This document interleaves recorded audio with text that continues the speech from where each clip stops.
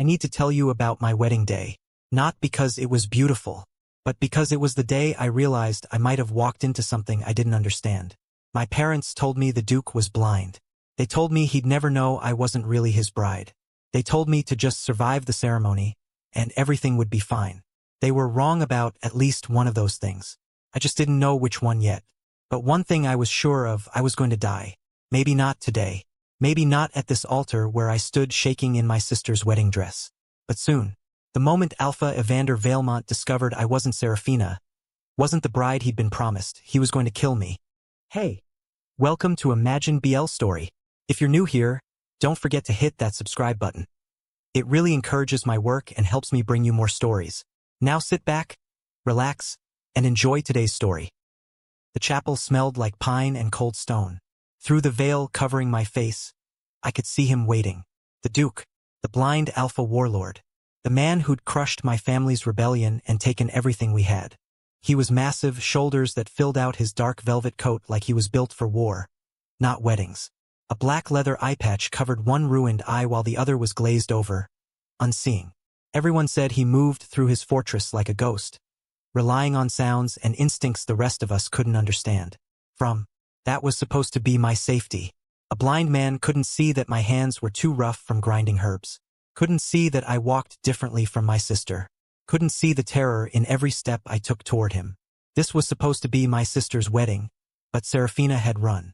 Vanished in the night with her lover, leaving only a note and our family's destruction behind her. So they dressed me in her gown instead. You're close enough, my mother had insisted while pinning up my hair with shaking hands. He's blind. He can't tell. Just keep your voice soft and the veil down. Survive the ceremony. That's all we need. As if survival was simple. As if I wasn't about to lie to the most dangerous man in the kingdom. Each step down the aisle felt heavier than the last. My heart hammered so hard I thought everyone could hear it. A handful of witnesses watched. Northern lords loyal to the Duke, and my own family members who wouldn't meet my eyes. I reached the altar. The Duke turned his head toward me, and my breath stopped. For someone who couldn't see, his movement was exact. His head angled at just the right height, turned at just the right moment. Like he knew precisely where I stood. Stop it, I told myself. Blind people adapt. This is normal. But my hands started shaking harder. The officiant began speaking about duty and honor and houses joining together. All I could focus on was the man standing beside me. Silent. Still. Radiating a kind of power that made the air feel thicker. When the vows came, his voice rolled through the chapel, deep and commanding. Then it was my turn. I do. I tried to make my voice higher, gentler, more like Seraphina's. The officiant presented the rings. My hands trembled so badly I nearly fumbled mine. The Duke reached out, and his hand found mine immediately, not searching, not hesitating. His scarred fingers simply closed around my palm like he'd known exactly where it would be. Ice flooded my veins. He heard you breathing, I told myself frantically. He's trained for this.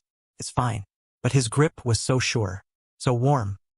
His thumb pressed against my palm. Not roughly, but firmly, like he was memorizing something through touch. His head tilted, just slightly, like he was listening, or studying, or looking. Raise your veil, my lady. His voice dropped lower, meant only for me. Let me feel the face of my bride. My throat closed. His free hand lifted. I watched it rise through the thin fabric, watched those battle-scarred fingers move toward my face. They didn't fumble, didn't sweep the air searching. They went straight to the veil's edge with absolute certainty. His fingers brushed the fabric, paused there, and for just a heartbeat, I saw his lips curve. Not uncertainty, not the awkward smile of someone navigating blindness. Something else, something that made my stomach drop. Don't be afraid, he murmured, retreating his hand. But I was terrified, because either I was paranoid and seeing threats where none existed, or I just married someone far more dangerous than a blind duke who couldn't see through my lies. Somehow, I survived the rest of the ceremony without breaking. The Duke, my husband now, guided me back down the aisle with his hand firm on mine. His steps were confident, steady, not a single stumble or hesitation. His grip on my hand never loosened, never wavered, like he was making sure I couldn't run. My father caught my eye from across the courtyard and nodded once, relief written all over his face. See? His expression said, "It worked. The blind Duke suspects nothing." But I couldn't shake one simple, terrifying thought. What if my family was wrong? The wedding feast was small, painfully small. I sat at the high table in the Duke's great hall, still veiled, still trapped in Seraphina's dress. The hall was all dark stone and timber beams, with wolf banners hanging from the rafters. Everything here felt cold, hard, built for war, not weddings. My husband sat beside me, silent. His alpha presence was like a weight pressing down on my chest, making my instincts scream at me to lower my eyes, to make myself smaller. Servants brought course after course. I barely touched any of it. My stomach was twisted in knots, and eating meant lifting the veil, which meant revealing my face. "You should eat, my lady." The Duke's voice rumbled beside me, not unkind, just observing. The journey here was long. "You must be hungry." I wasn't hungry. I was terrified. The suppressants I'd taken this morning were already wearing off. I could feel it, that telltale warmth under my skin, the heightened awareness of the alpha sitting so close. My scent would start slipping through soon if I wasn't careful. "I'm fine, my lord," I whispered, keeping my voice soft and high. He turned his head toward me. That eye patch hid whatever expression might have been in his ruined eyes, but his jaw was set, his mouth a hard line. Then his nostrils flared slightly, like he was scenting the air. My heart stopped, but he just reached for his goblet and took a drink. "This can work," I told myself. "It has to work." Because if it didn't, if he discovered the truth, that I was Seraphin, a male Omega pretending to be his twin sister, my family would lose everything. Again. We'd already lost so much. 2 years ago, my father had backed the wrong prince in a succession war. The man who'd crushed our rebellion, who'd led the winning armies, who'd lost his sight in the final battle but somehow kept fighting, kept winning, was now sitting beside me at this wedding feast. Duke Evander Valemont, the blind warlord. When the war ended, the new king rewarded his most loyal general with land, titles, and power, and he punished everyone who'd stood against him. The Davenports were stripped of everything. We were allowed to keep our family name and a single crumbling manor, but only as a warning to others about the cost of choosing wrong. Then, 6 weeks ago, the summons came. Duke Valemont demanded a marriage. Our eldest daughter as tribute, as payment, as penance. Seraphina had agreed, started preparations. And then, 2 nights before we were supposed to leave, she ran. Her note had been short. "I'm sorry. I can't do this. I love him too much." She disappeared with her beta soldier lover, leaving our family with an impossible choice. Tell the Duke the bride he demanded was gone and face complete ruin, or find another way. That's when my mother looked at me. "Seraphin, you and your sister are twins. Identical. Same height, same build, same scent. And the Duke is blind. Male Omegas and female Omegas smell nearly the same." My father had added desperately, "Especially from the same bloodline. Keep the veil down during the ceremony. Keep your voice soft. Stay on suppressants. Just until we can figure something else out." I'd looked at my younger brother, barely 14. At my father, aged into an old man from stress. At my mother, who'd already sold her jewelry to pay our debts. "I'll do it," I'd whispered. The relief on their faces had been immediate, overwhelming. And now here I sat, wearing my sister's dress, using her name, living a lie that could kill me. "You're quiet, my lady." I jumped. The Duke had turned toward me again, his head angled like he was studying me through that eye patch. "I'm just tired, my lord. It's been a long day." Indeed it has. A wedding is exhausting, especially one like this. One like this? Did he know? Did he suspect? "Perhaps you'd like to retire early. I can have someone show you to your chambers." Your chambers, not our chambers. Relief flooded through me. Separate rooms. At least for tonight. At least I'd have time to take more suppressants before my scent gave me away completely. "Yes, thank you, my lord." He raised his hand, and a servant appeared immediately. A middle-aged beta woman with sharp eyes. "Show the Duchess to her rooms. See that she has everything she needs." I stood on shaking legs. The Duke remained seated, his face turned toward me. "Rest well," he said quietly. "Tomorrow we'll speak about your duties here, about what's expected." I curtsied and followed the servant out. Behind me, I could feel the Duke's attention like a physical weight, watching, even though he supposedly couldn't see. The room they gave me was huge, bigger than my entire bedroom back home. The bed alone could have fit 4 people, with heavy curtains hanging from posts carved to look like wolves. Everything here was expensive, rich, dark wood furniture, thick furs, and tapestries showing battle scenes that made my stomach turn. This was the Duchess's suite, Seraphina's suite, except Seraphina would never see it. "Will you need help undressing, my lady?" the servant asked. Marin, the head housekeeper. Her tone was polite but distant. "No, thank you. The last thing I needed was someone noticing things that didn't quite match what they expected." She curtsied and left. And finally, I was alone. I pulled off the veil with shaking hands. I'd done it. I'd survived the ceremony. The feast. The Duke hadn't exposed me, hadn't called me out. A knock at the door made me jump. "A bath, my lady." I managed to drag the copper tub inside myself, dismissing the servants. When I finally sank into the hot water, I could breathe for the first time all day. The first thing I did was check my emergency supplies, the small pouch I'd hidden in the dress. Inside were more suppressant pills, enough to last 2 weeks if I was careful. After that, I didn't want to think about after that. I swallowed one dry, grimacing at the bitter taste. Being a male Omega was rare. We were considered oddities, weaker than female Omegas in some ways, but more unpredictable. My father had kept my designation quiet. Only our immediate family knew. Now, that secret was the only thing keeping this deception alive. Seraphina and I were identical twins. Same face, same build, same voice when I pitched it right. Our scents were so similar that even other Omegas had trouble telling us apart. But an alpha? Especially one as powerful as Duke Valmont? He should be able to tell. Should be able to scent the difference. Unless he really was blind. Unless the suppressants were working. Unless I was just lucky. I stayed in the bath until the water went cold. Couldn't sleep. Every time I closed my eyes, I saw the Duke's hand reaching for my veil. Saw that slight curve of his lips. Heard his voice. "Don't be afraid." But I was afraid. Because tomorrow I'd have to face him again. Keep pretending. Keep lying. And I had no idea how long I could keep this up before the alpha in him recognized that his Omega bride was not what he'd been promised. The next morning, a maid woke me with news that the Duke requested my presence at breakfast. My stomach dropped. So it begins. He was already seated when I arrived, navigating his plate with unnerving precision. "Good morning, my lady. I trust you slept well." "Yes, my lord." I kept my voice soft, my eyes down. "Sit." He gestured to the chair beside him. Not across, but right next to him. Close enough that I could feel the heat radiating from his body, smell the alpha scent of him. Pine and steel and something darker. Over the next hour, the Duke explained my duties. I would manage the household, attend social functions at his side, present the proper image of a duchess. But the way he seemed to watch me while he spoke made my skin prickle with awareness. Like he was observing my hesitations when servants asked questions about preferences I should know but didn't. Each time he'd pause, tilt his head, like he was filing the information away. But he said nothing. The days blended together in a haze of anxiety and careful performance. The Duke moved through his halls with absolute confidence. Never stumbling, never hesitating.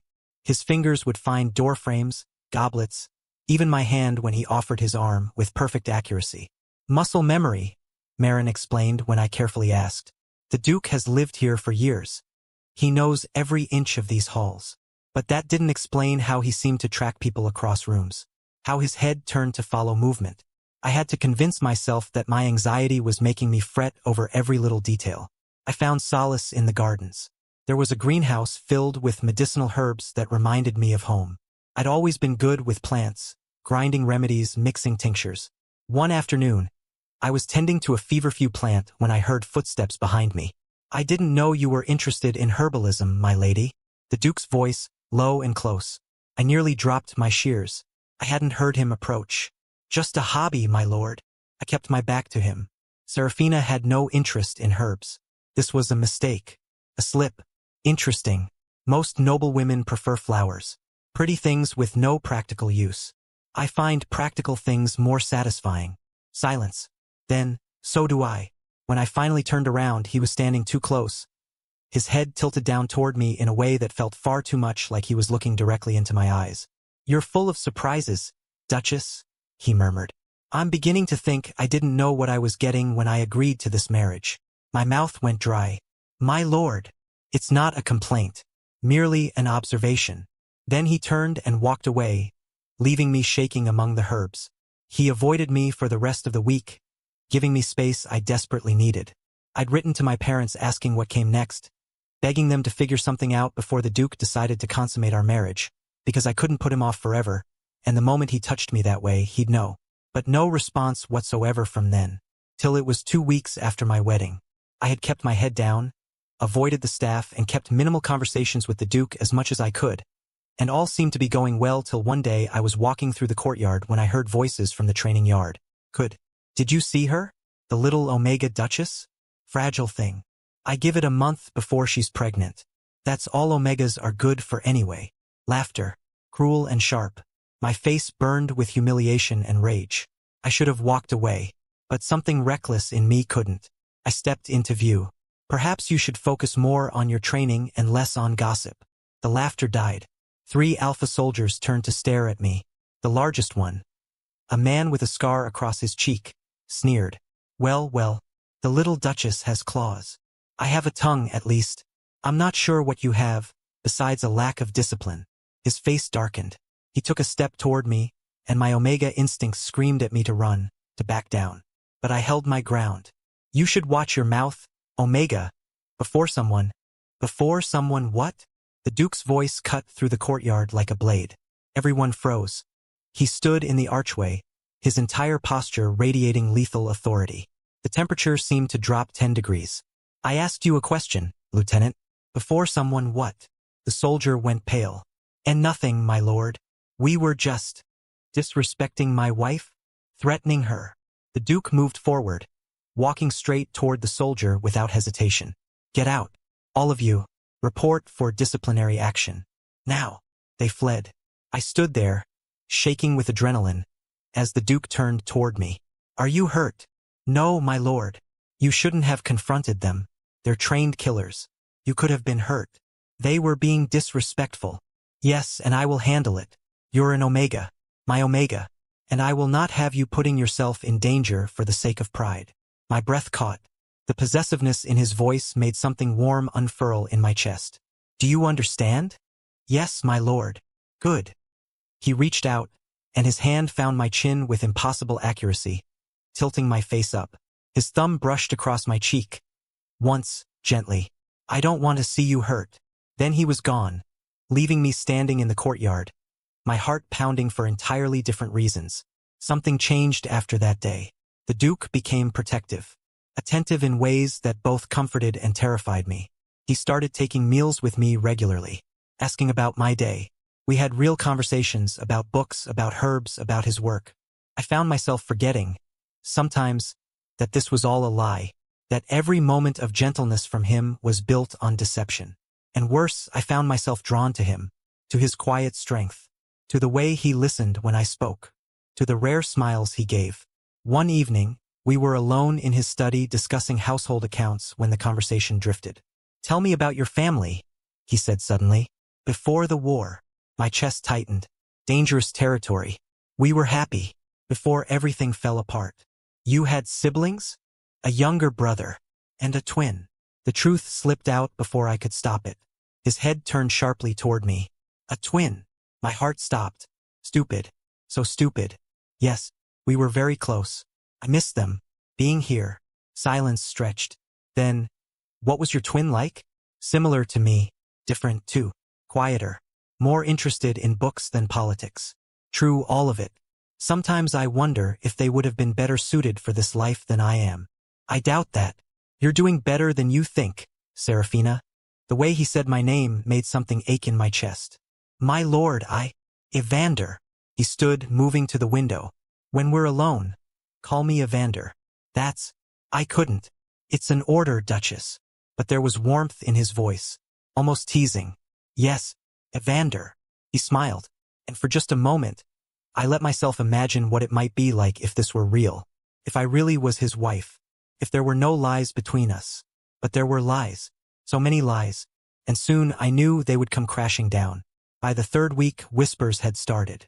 I heard them in passing, servants who went quiet when I entered rooms, nobles who stared with calculating eyes. She's strange, too bookish, too quiet. Have you noticed? She never removes her gloves at dinner. Never lets the maids help her dress. What is she hiding? My blood ran cold. I was being watched, evaluated, and failing. Marin cornered me one morning, her expression stern. My lady, forgive my boldness, but there's talk about whether you're truly who you claim to be. She lowered her voice. You don't act like a proper noblewoman.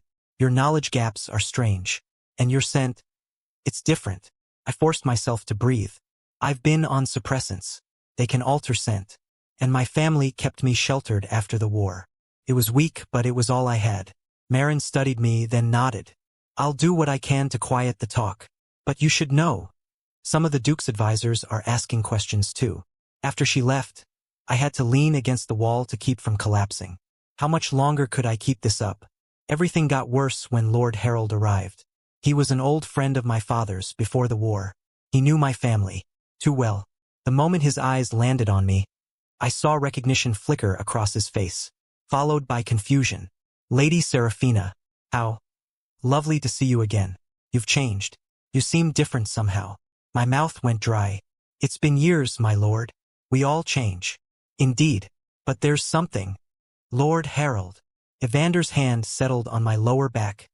Possessive, protective. I trust your journey was pleasant. The conversation moved on, but I felt Lord Harold's gaze throughout dinner, studying, comparing me to his memories of Seraphina. Despite the growing anxiety, something else was happening. I was starting to feel differently about my husband. Started small, accidental touches that lingered. Moments where our eyes would meet and something electric would pass between us. One afternoon in the library, I was reaching for a book on the top shelf when the entire stack shifted. I gasped as heavy books tumbled toward me, but they never hit. Evander was suddenly there, moving faster than any blind man should. His body covering mine, one arm braced against the shelf, the other wrapped around my waist. Books thudded harmlessly around us. For a moment, neither of us moved. I could feel his heart beating against my back, his breath warm on my neck. His alpha scent surrounded me, making my suppressant-dulled instincts flare to life. Are you hurt? His voice was low, rough. And no, I'm fine. But I wasn't. I was acutely aware of every point where our bodies touched. You should be more careful. His arm was still around my waist. He didn't let go. These old books are heavy. How did you? I trailed off. He'd moved too fast, too precisely, like he'd seen the books falling. He must have felt me tense because his arm tightened. I heard them shifting. Slowly, reluctantly, he released me. Perhaps I should assign someone to help you in the library. That's not necessary. Evander, he corrected gently. When we're alone, remember? Evander, I whispered, my face heating. He reached out, and his hand found my cheek with unerring accuracy. His thumb brushed across my skin once, softly, before he pulled away. Be careful, Seraphina, he murmured and walked away. The next day, I was carrying herbs from the greenhouse when my foot hit ice. I went down hard, or would have, if strong hands hadn't caught me mid-fall. Evander pulled me upright, steadying me against his chest. Easy. I've got you. I didn't hear you coming, I gasped, clutching his coat. I was following you. These paths are dangerous in winter. I wanted to make sure you were safe. You were following me? I follow you often. Someone needs to make sure you don't hurt yourself. I looked up at him, at his face so close to mine, at the slight smile playing on his lips. Thank you for catching me. Always. I'll always catch you, Seraphina. The moment stretched between us, charged and intimate. His head tilted down, and for a heartbeat I thought he might kiss me. My lord, a guard's voice shattered the moment. Lord Harold requests your presence. Evander's jaw tightened, but he stepped back. Then he was gone, leaving me standing in the frozen garden, my heart pounding. A winter storm trapped everyone inside for 3 days. On the second night, the fire in my chambers went out. I woke shivering, unable to relight it with shaking hands. A knock at my door made me jump. Seraphina, your fire's out. I can smell the cold air. I wrapped a blanket around myself and opened the door. He stood there in a thick robe, hair slightly disheveled from sleep. How did you know? I can smell it. The temperature changed. He moved past me and rebuilt the fire with practiced efficiency. Thank you. He stood, brushing off his hands. You should have sent for someone sooner. You could have frozen. I didn't want to bother anyone. Bother me. If you need anything, ever, you come to me. Understand? Yes, Evander. He moved toward the door, then paused. The storm will last another day. Tomorrow, if you'd like. Perhaps we could share dinner? In my study? Just the two of us. My breath caught. I'd like that. A small smile crossed his face. Good. Sleep well, Seraphina. After he left, I lay in bed staring at the ceiling, the fire warming my skin but doing nothing to cool the heat building inside me. I was starting to like him, despite the lies, despite the fear, despite everything. A week later, I was in the upstairs corridor when I saw Evander at the far end of the hall. He didn't know I was there. His back was to me as he stood looking out a window. A maid walked past him carrying a tray. She stumbled slightly, and a goblet started to tip. Evander's hand shot out and caught it before it fell. Not fumbling, not searching. His hand moved directly to the exact spot, plucking it from the air with perfect precision. My blood turned to ice. The maid thanked him and hurried on. Evander continued down the hall, navigating corners, avoiding furniture, moving with absolute confidence. Not like a blind man at all, like someone who could see perfectly. I pressed myself against the wall, hidden in a doorway, watching as he descended the stairs without once using the railing, without once hesitating. Oh God, he could see. He'd always been able to see, which meant he knew. From the very beginning, he'd known I wasn't Seraphina, known I was lying, known everything, and he'd said nothing. Wow, you've made it this far. If you're enjoying the story and still haven't subscribed, please take a second to do so. It means a lot. Also, drop a comment and let us know where you're listening from. Alright, let's get back to the story. I spent the rest of the day in a daze. Why hadn't he exposed me? Was this some kind of game? Was he waiting for the perfect moment to destroy my family completely? Or was there another reason? That night, during dinner in his study, I watched him carefully. Studied every movement. The way his eyes seemed to track me. The way his hand found his wine glass without searching. All the signs had been there. I'd just been too desperate to believe the lie. You're quiet tonight. Is something wrong? Everything was wrong. Just tired. Evander, he corrected gently. And you're lying. I can tell when you're troubled. Your scent changes. May I ask you something? Anything. Your blindness. How did it happen? His hand stilled on the wine bottle. For a long moment he said nothing. A battle wound. An arrow. It cost me my sight. And there was no way to heal it? No physician or magic. His jaw tightened. Magic has a price. Always. Some costs are too high to pay. But he didn't say he hadn't tried. Didn't say it was impossible. He could see. And he'd been lying about it. Which meant we were both frauds. Both liars. Both trapped in a marriage built on deception. For now, I would do what he'd been doing. I would watch. Wait. Play along. And maybe figure out what game we were really playing and how to survive it. Over the next week, the tension between us grew. Every interaction felt charged. Dangerous. He would find reasons to touch me. Adjusting my cloak, guiding me through doorways, his fingers brushing mine. And I, knowing now that he could see, found myself hyper-aware of every glance, every look. One evening, we were alone in his study again. He'd asked me to read to him, a request that now felt almost cruel. When I finished the chapter, I looked up to find him watching me. Really watching me. You have a beautiful voice. I could listen to you read for hours. Thank you, Evander. He stood and moved around the desk, coming to stand beside my chair. May I? He gestured to my hand. I nodded. His fingers wrapped around mine, warm and steady. Your hands are cold. The fortress is always cold. Then I'll have more fires lit in your chambers. I don't like the thought of you being uncomfortable. Why? Why do you care? Because you're my wife. And despite the circumstances that brought us together, I find that I'm glad you're here. Fraud or not. My breath stopped. Did he just... But his expression was neutral. You should rest. It's late. I fled to my chambers, his words echoing in my mind. Fraud or not. Did he know? Was he telling me he knew? Or was I reading too much into everything? The closer we got, the more my anxiety spiked. We were sharing dinners now, lingering touches, almost kisses interrupted by servants. It was only a matter of time before something gave, before the lies caught up with us. Anytime soon, there was bound to be a reveal. I tried preparing myself for it, rehearsing explanations, planning escapes I'd never actually take. But I needn't have worried about him discovering the truth that way. Because the next day, while I was in the greenhouse tending herbs, a messenger arrived. Marin found me, shock and confusion twisting her face even as she spoke. My lady, there's news from the capital. About a lady Seraphina. Every drop of blood drained from my face. What? She's been seen. In a tavern near the docks. With a man, a beta soldier. They were sharing a room. Openly. As lovers. The shears fell from my numb hands. Seraphina. Seen publicly with Michael. Which meant everyone would know the Duchess currently residing in Valemont Fortress couldn't possibly be Seraphina Davenport. Does the Duke know? Lord Harold is telling him now. My lady, whatever happens, you've been kind to us. We won't forget that.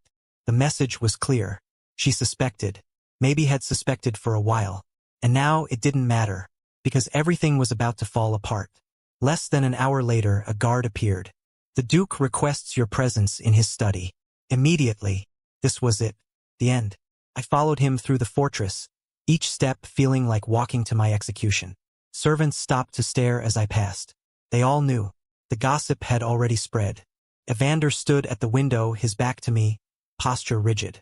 Lord Harold sat near the desk with a piece of parchment. 2 other advisors stood against the wall. This wasn't a private conversation. This was a trial. Close the door, Evander said without turning. I did, my legs threatening to give out. Lord Harold has brought interesting news from the capital. Perhaps you'd like to hear it. I couldn't speak past the terror choking my throat. Harold cleared his throat. Lady Seraphina Davenport has been positively identified in a tavern near the capital docks. Multiple witnesses confirm she's been residing there for weeks with a beta soldier. Living openly as lovers. Silence fell like a hammer. Which presents a problem, Evander said softly. Because Lady Seraphina Davenport is supposedly here. Standing in this room. Serving as my Duchess. He turned slowly. Unless, of course, she isn't. My lord, Harold said carefully. I've known the Davenport family for years. They had twin children, Seraphina and Seraphin. Both Omegas. Identical in appearance. Twins, Evander repeated. How convenient. My lord, I can explain. I found my voice. Can you? He moved toward me, predatory. Explain how my wife is currently in 2 places at once. Explain how you thought you could deceive me in my own fortress. Tears burned my eyes. My family, they were desperate. Seraphina ran, and if we didn't send a bride, you would have destroyed us. We all thought, that I was blind, that I wouldn't notice, that I was helpless enough, damaged enough, that you could parade a fraud before me and I would never know. Yes, I whispered. There was no point in lying anymore. I'm sorry, but please, my family didn't know. This was my choice. Punish me, but don't. Everyone out. Evander's command cut through my pleading. My lord, perhaps, Harold began. Out. The Alpha Authority made everyone flinch. They fled. And then it was just us. The silence stretching like a blade. I knew, he said. From the very first moment. From the instant you walked down that aisle. I knew you weren't Seraphina. The world tilted. What? Your gait was wrong. Your scent slightly off. Your hands were larger, rougher. Your voice pitched too high. He leaned in, face inches from mine. You were good, but not good enough. Couldn't breathe. You knew? This whole time. Every single day. But why didn't you expose me? Because I wanted to see what you would do. I wanted to watch you scramble. Watch you play your desperate little game. It was entertaining. The word hit like a physical blow. Entertaining. At first. His hand slammed against the desk beside my head, caging me in. And then it became something else. What? Fascinating. Intriguing. You were so determined. So brave and so terrified all at once. Every moment you thought you were getting away with it. But you could see. Understanding crashed over me. The blindness. It's a lie, isn't it? His jaw tightened. Yes. How long? 6 months. A forbidden ritual. It restored my sight, but at a cost I won't speak of. I kept it hidden for political advantage. Let people underestimate me. So we're both liars. Yes. Both frauds. Yes. Both playing games while my voice broke. While I was falling in love with you. The admission hung in the air. Evander went very still. What did you say? Tears spilled down my cheeks. I fell in love with you, you bastard, despite knowing it was built on lies. I fell for your kindness, your protection, and it was all just entertainment to you. No. His hand shot out, gripping my chin. No, that's not. Isn't it? I shoved at his chest, rage replacing tears. You watched me struggle, watched me terrified every day. And you knew. You let me suffer. I let you suffer? You lied to me. You stood at an altar and vowed yourself under false pretenses. Because my family would have been destroyed. And my trust? My ability to believe anyone? I spent years surrounded by liars. And then you walk in and I think, here's another one. But then, he stopped, breathing hard. But then, I prompted. He didn't say anything for a while but just watched me in fury. 1 minute he was angry, and the next he was pulling me close and his mouth crashing into mine. The kiss was raw, desperate, angry and aching and real in a way nothing between us had been before. I kissed him back with equal fury, my hands fisting in his shirt to bring him closer to me. When we finally broke apart, both gasping, his forehead pressed against mine. I hate you, I whispered. I know, but I love you. I know, but I am relieved I don't have to live in a lie anymore. I shifted from his hands and outstretched my hand in a formal introduction. I'm Seraphin Davenport, male Omega, herbalist, terrible at politics, terrified of you and drawn to you in equal measure. And despite every reason I shouldn't, I love you. He stared at me, something cracking in his expression. You really are an idiot. What? Falling in love with a man who deceived you, who watched you struggle, who's known your secret from day one. He pulled me against him again. You should run, should demand an annulment. Probably, but you won't. No, because you're an idiot too. Falling for a fraud in a wedding dress. For you. His voice was rough. We stood there, wrapped in each other, the anger bleeding away into something like relief. What happens now? I finally asked. Lord Harold knows. Your advisors know. Soon everyone will know. Evander's arms tightened. Now I decide what to do with my lying, fraudulent, absolutely infuriating husband. Husband? My heart stuttered. You spoke vows to me. You're mine. The name you used doesn't change that. His hand tilted my chin up. Unless you want the marriage annulled, I'll protect your family either way. And if I stay? His eyes darkened. If you stay, we start over. No more lies. Just truth, no matter how ugly. And the court? The scandal? A dangerous smile curved his lips. Let them try to challenge me. I'm the king's favored general. If I say my Omega husband is staying, then he's staying. Anyone who disagrees can take it up with my sword. Despite everything, I smiled. You're insane. Probably.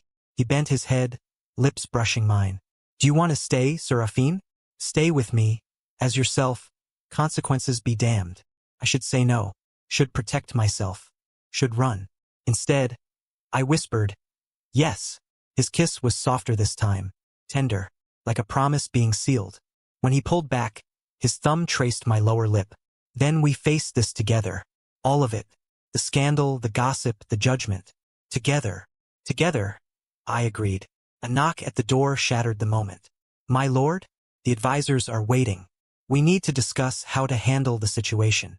Evander's jaw tightened, but he stepped back, straightening his clothes.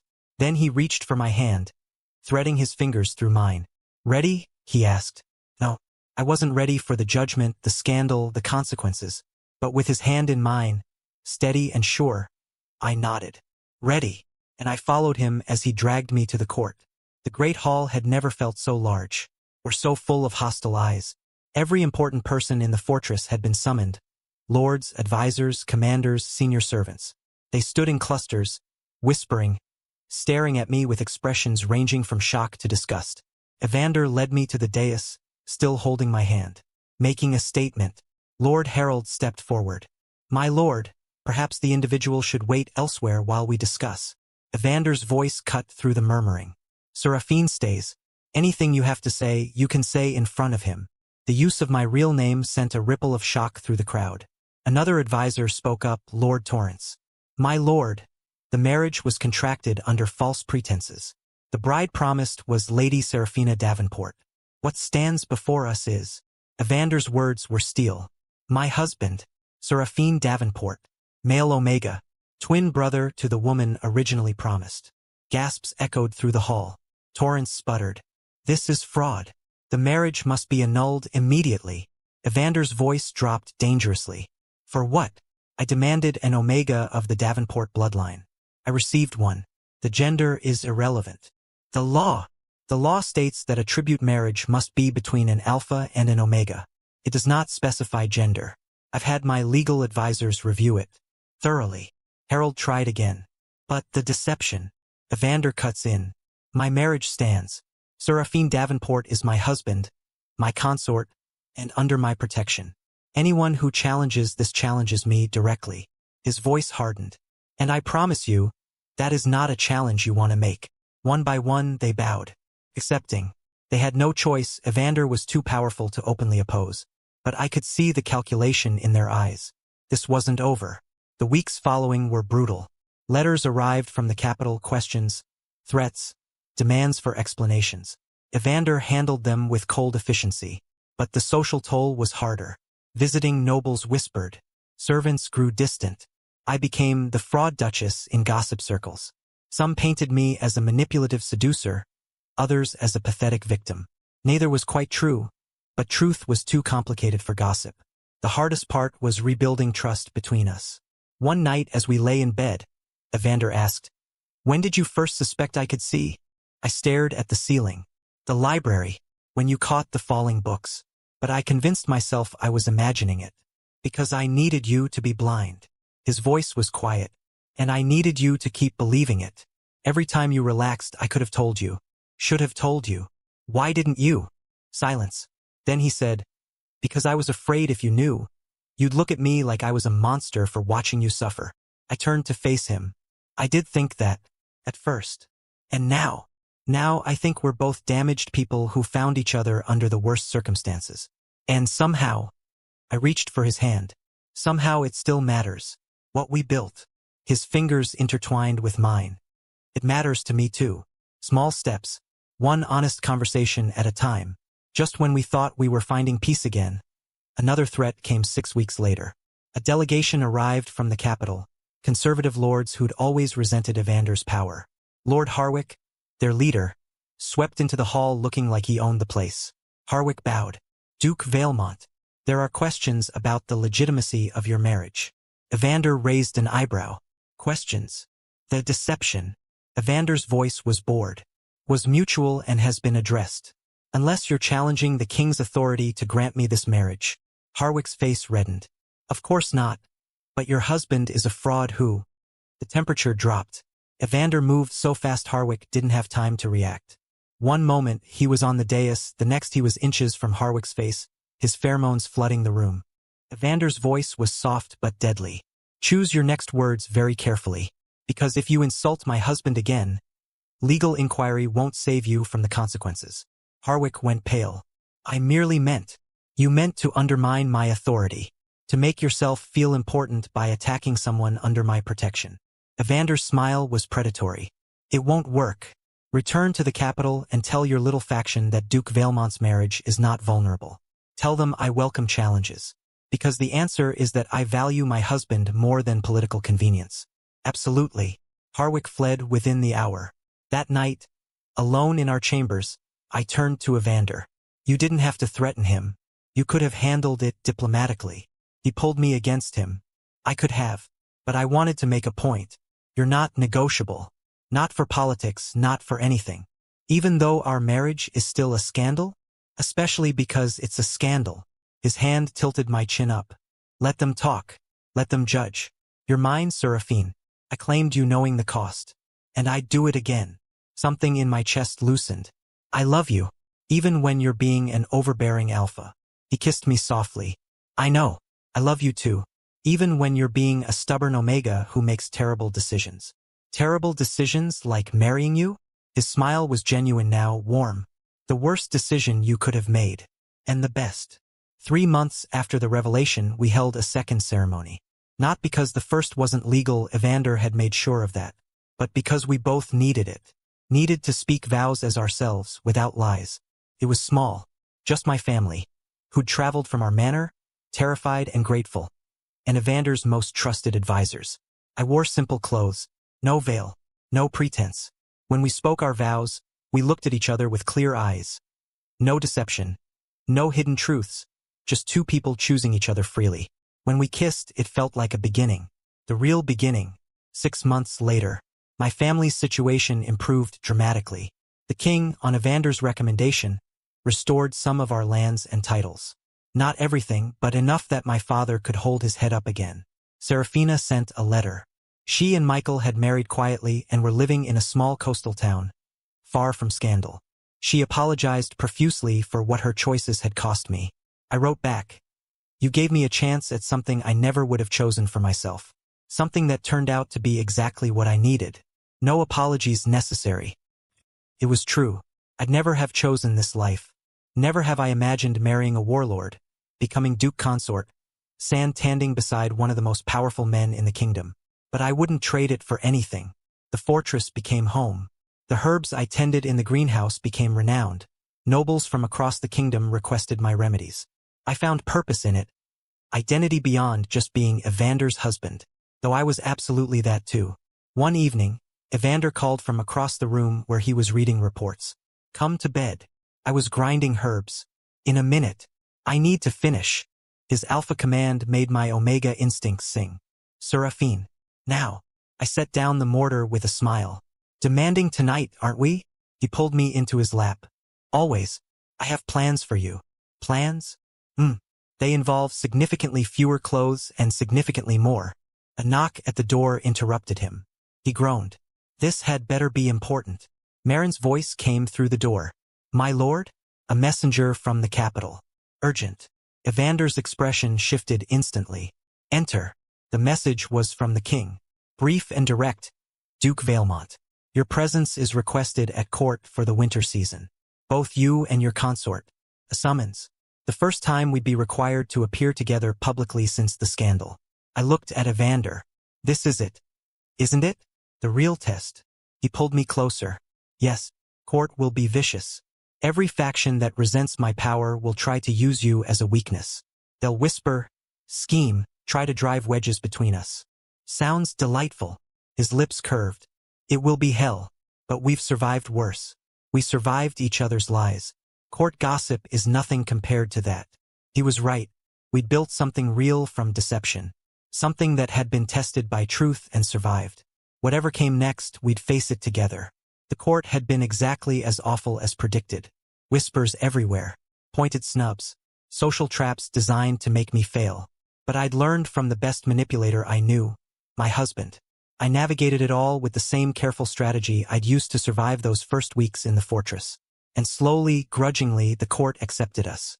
Not because they approved, many never would, but because we were undeniably powerful together. We became a fixture. Strange, scandalous, but undeniable. Now, standing in the fortress greenhouse with early spring sun streaming through the glass, I felt more settled than I ever had. Evander found me there, as he often did. He wrapped his arms around me from behind. "Working again?" I leaned back against him. "Always. Lord Corwin's daughter needs a remedy for fever. You're going to have to hire an assistant soon." "I know. I'm interviewing someone next week." I turned in his arms. A young beta from the village who's shown promise. He kissed my forehead. "Good. I need you to have time for other things." He pulled a folded parchment from his pocket. "This arrived this morning. From your sister." I opened it, scanning quickly, then stopped. "She's pregnant." Evander nodded. "Due in autumn. She wants us to visit. To meet the child when it's born. We should go." "We will." His expression turned thoughtful. "And it made me think about our future. About what we want." My heart skipped. "What we want." His hand spread across my stomach. "Children. Eventually. If that's something you'd consider. Male Omegas can carry. It's rare, complicated, but possible." I thought about it. Late at night when it was just us. Imagined what a child of ours might look like. What kind of parents we'd be. I said softly, "Yes, someday. When we're ready." He agreed. "When we're ready. No rush. We have time." Time.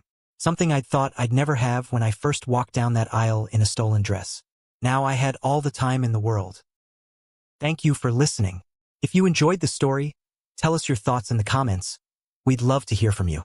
And don't forget to subscribe and click the notification bell so you never miss an upload. Until next time, keep daydreaming in BL.